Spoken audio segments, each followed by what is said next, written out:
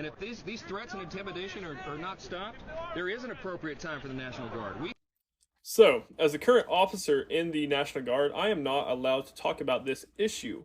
However, what I am going to do is sit here and read publicly domained information about your First Amendment right and your freedom of speech, and also read publicly domained information about the National Guard. So, the reason why I cannot talk about anything or express my opinion is due to the Hatch Act. And the Hatch Act states, a covered employee may not engage in political activity while the employee is on duty, in a federal room or building, while wearing a uniform or official insignia, or using any federally owned or leased vehicle. For example, the employee may not post a comment to a blog or social media site that advocates for or against a partisan political party, the candidate for a partisan political office, or partisan political group. I will state that as an officer in the Army National Guard, I did take an oath which states that I will support and defend the Constitution of the United States of America against all enemies, foreign and domestic.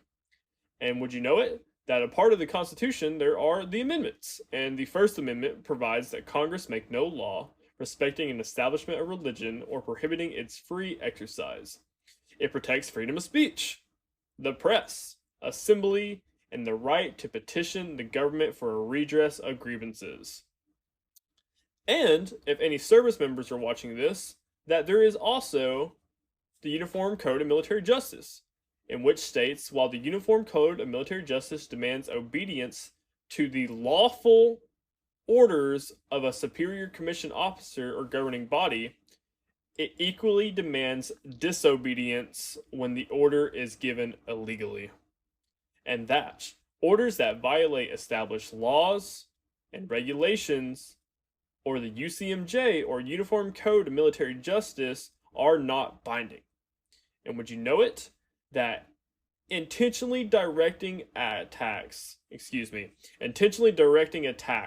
against the civilian population as such or against individual civilians not taking part in direct hostilities is a war crime, as well as intentionally directing attacks against civilian objects, that is, objects that are not military objectives, is a war crime.